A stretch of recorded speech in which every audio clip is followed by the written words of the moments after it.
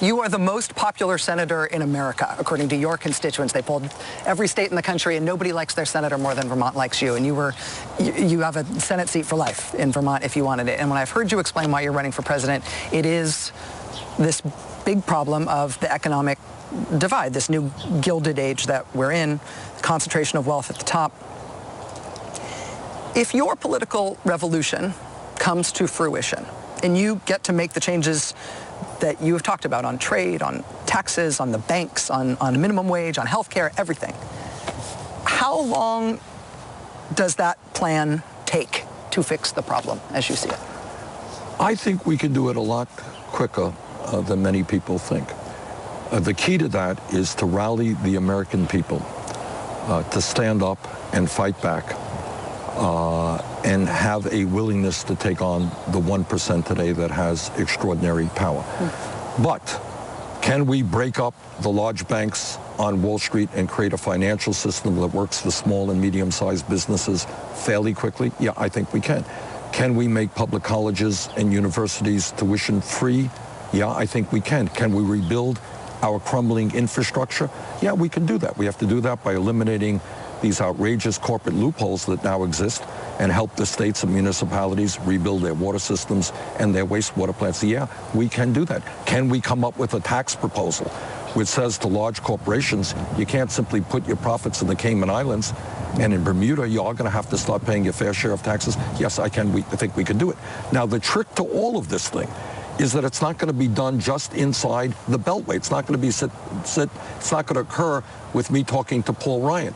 It's going to happen when millions of people are actively engaged in the political process and determined that America is not the country, should not be the country, where almost all new wealth and income goes to the top 1% and the middle class continues to decline. Now, can we do that? Well, that's tough. I don't know. That's hard. That's hard stuff. But I think we can. I think the American people are sick and tired of establishment politics and economics. And by the way, a little bit tired of corporate media as well. They want real changes in this country. And I think as President of the United States, we can ignite those changes. What's the solution to corporate media? I think we have got to think about ways that the Democratic Party, for a start, starts funding the equivalent of Fox Television. Number two, I think the pressure has got to be put on media to say that, you know what, maybe as a nation, the American people are entitled to hear real discussions on real issues. You tell me, you're in the media, what percentage of media discussion in this campaign is about process? Who's going to win in West Virginia? How many delegates does Hillary Clinton have? What dumb thing did Donald Trump say yesterday, rather than, why are we the only country in the industrialized world not to guarantee health care to all people? How much discussion have you heard on TV about the fact that the top 1/10 of 1% now owns almost as much wealth as the bottom 90%? That's the kind of discussion we need, and the American people need to be engaged in that. So we have got to demand of corporate media, and that's going to be hard because this is against their own best interest. NBC is owned by who? Comcast, our overlords. All right, yeah. Comcast is not one of the most popular corporations in America, right? All right, et cetera, et cetera. And I think the American people are going to have to say to NBC and ABC and CBS and CNN, you know what? Forget the political gossip. Politics is not a soap opera. Talk about the real damn issues facing this country. I was in McDowell County, Virginia, West Virginia, yesterday. People's male life expectancy there is 18 years less than it is in Fairfax, Virginia. 18 years. People's male life expectancy is the equivalent of Guatemala. Do you think it should be happening in America? I don't think so. But we don't discuss those issues. So I would hope that the corporate media understands they have a responsibility to our democracy to allow serious discussion on serious issues, not look at politics just as a horse race. As a candidate, you have raised those issues consistently. Yeah, I have. Over and over and over again. Without much success, I must say. Well, plenty of success. I mean, you've raised $250 million, right? You've driven. No, but I mean in terms of the corporate media, I've not. Every time you get into the corporate media, the voices, the words that you want to say. Well, I try to jump in. Here people want to talk to me. I know. Sometimes people think it's weird. Some commentator on CNN will ask me a question. Of course, I talk about something else. because I think it is important that we do focus on the issues facing the working families of this country. And clearly, what I mean to say about that is that you have brought that focus to those issues as much as you can through the vehicle of this presidency. We've tried. But when you talk about how things get fixed in the long run, you over and over and over again talk about not just yourself and what you want to do, but the movement and the people and people getting engaged. Yes. There is only a very small club of people who have turned insurgent, interesting presidential candidacies into ongoing movements that then had an ongoing effort. President Obama tried, and it really didn't happen with Organizing for America. The best example that I know of is actually on the right, is Pat Robertson, who turned his presidential campaign into the Christian Coalition, which ended up having a dramatic effect on the Republican Party. It made them get very hardline on social issues for a very long time, and they're reaping the benefit in the states right now. Yes. Do you have that kind of, whether or not you win the nomination, win the presidency, do you have that kind of an organizing model in mind? Well, obviously, it would be a lot easier if I were elected president. I was just in Indiana last week, where United Technologies threw 2,100 workers out on the street, moving to Mexico, where they're going to pay people $3 an hour, after giving their former CEO a $171 million severance package. I would love, as president of the United States, to be on the picket line with the United Steelworkers. That's never happened in American history. And I think I would love to be on the picket line with the Communication Workers of America, the CWA, who are taking on the greed of Verizon, okay? And a president can galvanize the American people against the economic injustices, the racial injustices that are currently existing in America. That's what I would love to do. Now, if I do not get elected president, are we going to continue the movement and work with our allies? Absolutely, we will. Will you form an overt organization of some kind? It's too early to say, because right now my mind is on the next 9 primaries and caucus. Super interesting, right? I mean, he's definitely really invested in the idea of an ongoing movement, ongoing involvement by the people he has motivated by his campaign. But he's, at this point, not working on anything like that right now, at least not yet. But he would love to walk picket lines as a president. He says he wants the Democratic Party to fund a Democratic equivalent to Fox News. Senator Sanders also turns out to have an active plan in place to stop something else that is otherwise churning right on the edge of our politics right now, and that's next. I will do everything in my power to make sure that that absurd, hateful proposal never occurs.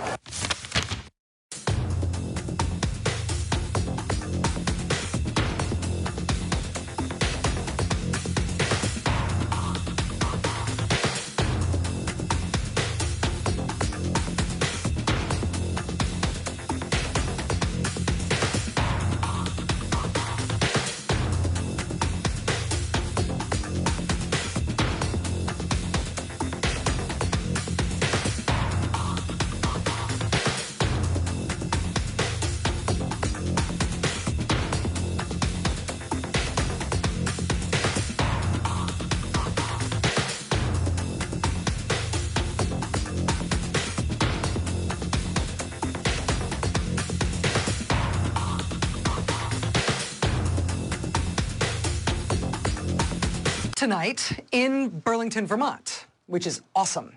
You know what happens when you come to Burlington, Vermont? Steve Bannon picks you up at the airport. Thanks, Steve. Very nice to see you. Yes. Also, Steve Bannon takes you to the beer store on your way to work. For real. God bless you, Vermont. But before we got to Burlington today, we did have to leave New York City. Guess who they parked us next to on the tarmac at LaGuardia this morning? Look, the Trump plane. Literally out our window from our plane. We were just on a little Delta Airlines. Hello. There's Air Force Trump, Trump Air right there next to us. Apparently, no matter where I go these days, 2016 follows very, very closely. I love it.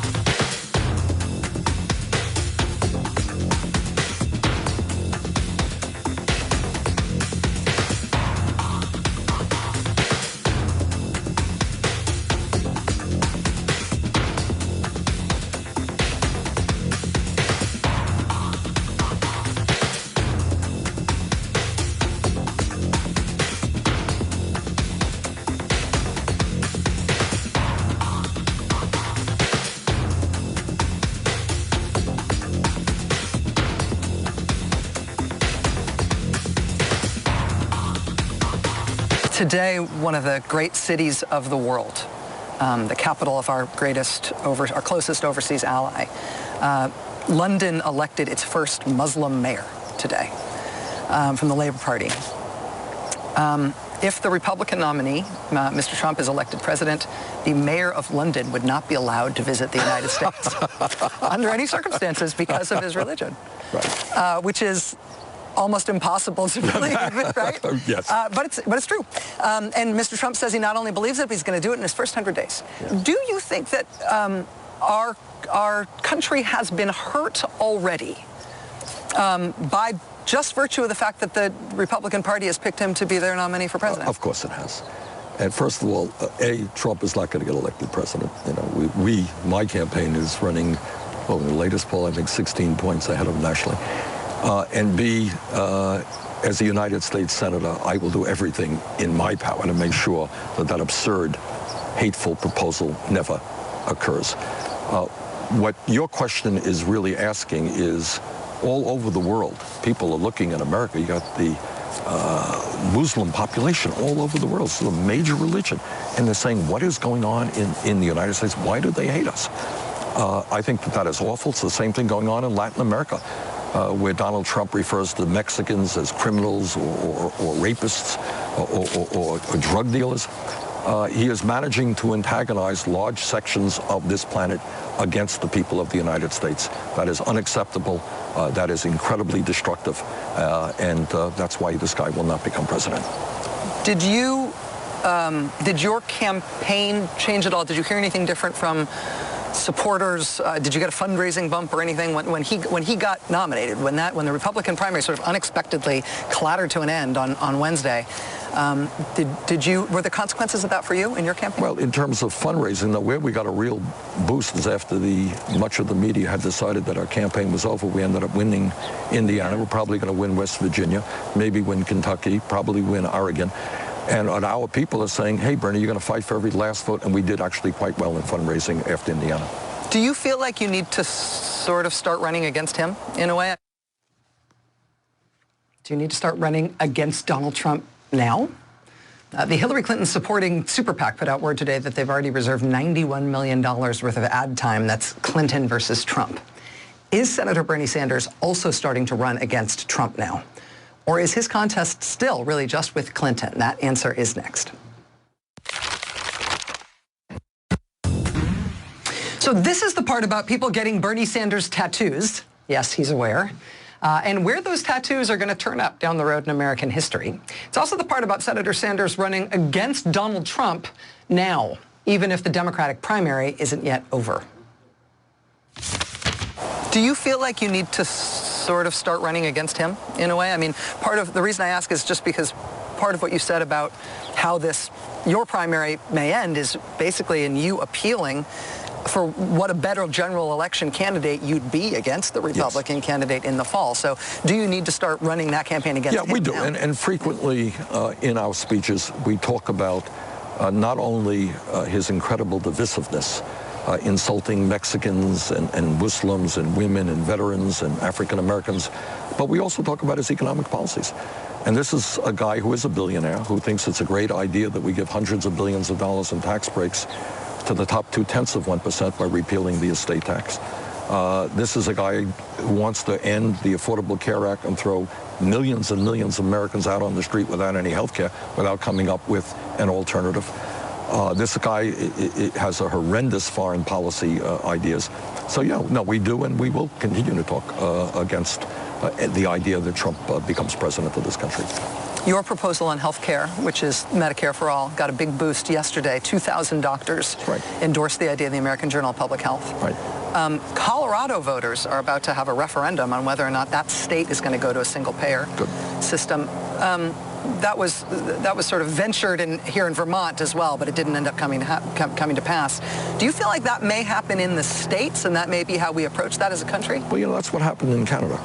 You know that. Saskatchewan, against tremendous pressure from the medical establishment, went forward and passed a single-payer system. It worked so well that other provinces began to pick it up, and then it went forward nationally. So you're asking me, do I think if a major state, whether it's Colorado or California or whatever, goes forward and it works well, other states say, hey, you know, I got a brother over there in Colorado, he's getting the health care, great health care, and it's less expensive than the current system? Yeah, I think that is one possibility, absolutely. When I think about change coming that way, we've seen that happen a lot in things like the minimum wage and some other things too. That's right. When I think about change happening that way, and I imagine it happening over the course of the next decade, 15 years, I imagine people with Bernie Sanders tattoos underneath their suits secretly being behind a lot of efforts like that. You know, and you were mayor of Burlington for 8 years. You were then in the House. You were in the Senate. I would venture a guess that there were no Bernie Sanders tattoos until you ran for president. But now there really are. I wonder if that, if you think about your most ardent supporters, the people who for whom your candidacy has absolutely changed their life and their view fundamentally about their role in this country. What's your hope for them after this campaign? What do you want to see from them?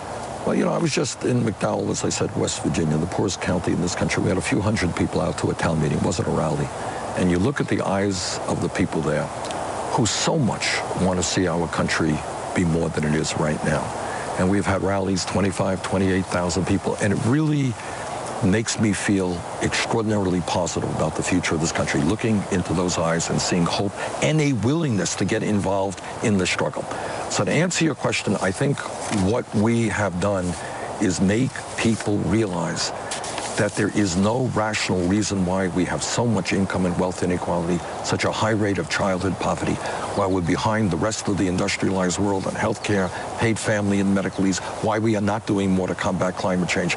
And if this campaign has made those people realize that they can stand up and fight back and create a government that works for all of us, then I will have accomplished a great deal, and I'm very proud of that. On the issue of climate change, which you have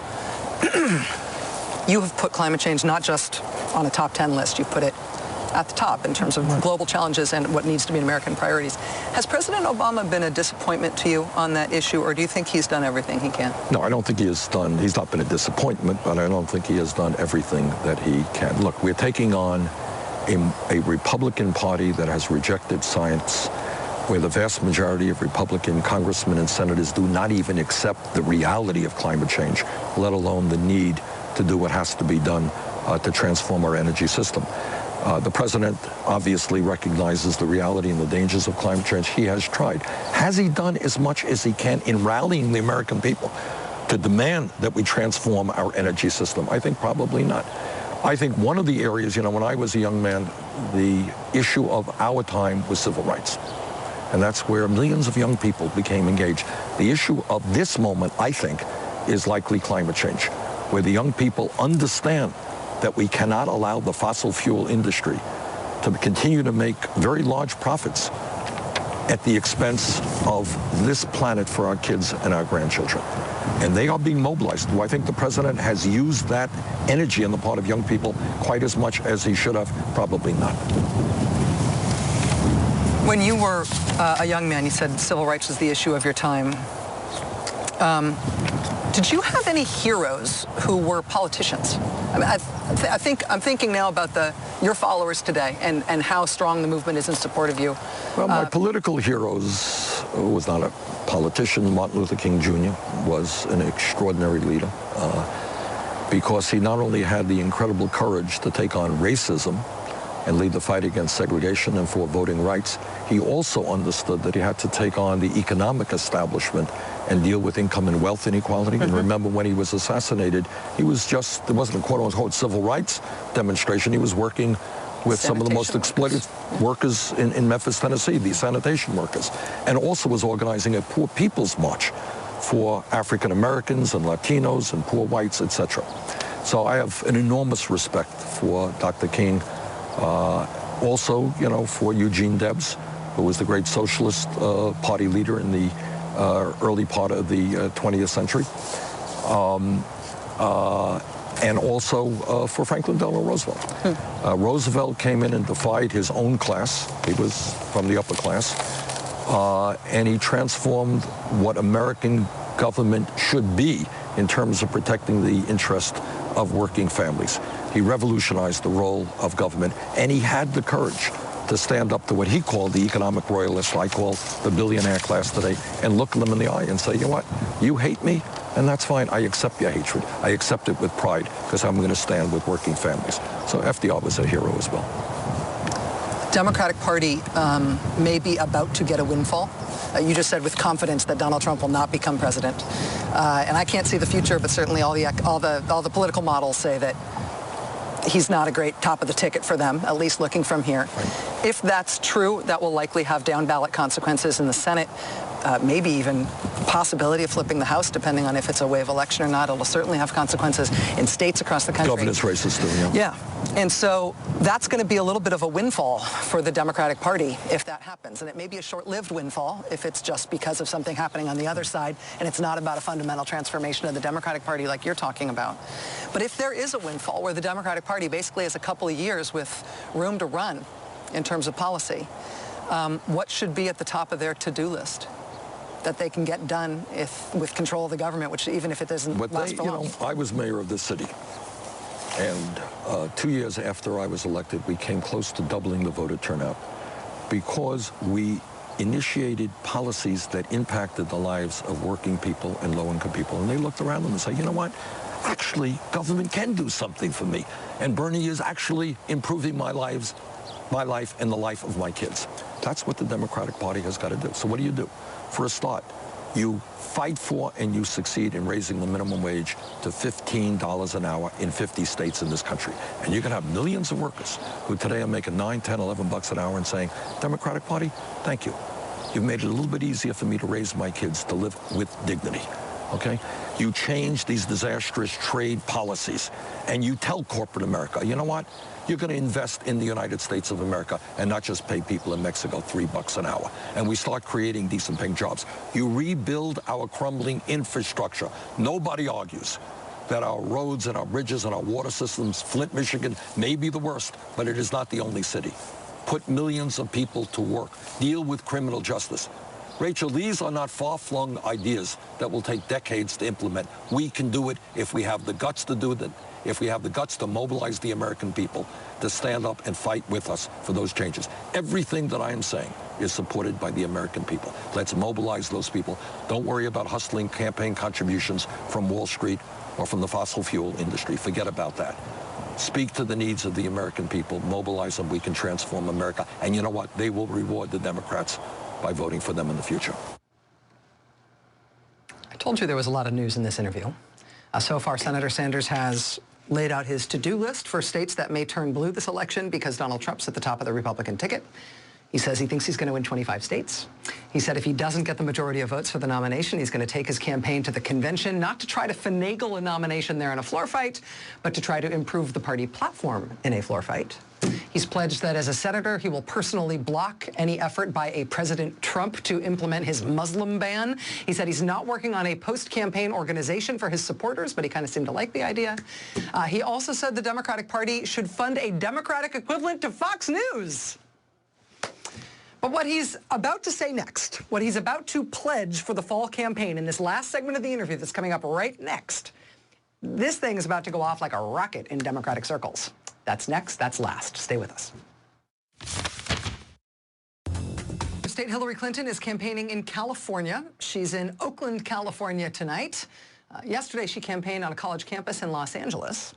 And at that Clinton rally in East LA, a couple of hundred protesters turned out, including Bernie Sanders supporters, chanting that Clinton should get out of the race, calling her a liar, calling her a warmonger, and in one case, saying she should go to prison. Inside the venue, NBC counted 5 disruptions with protesters removed from the Clinton event.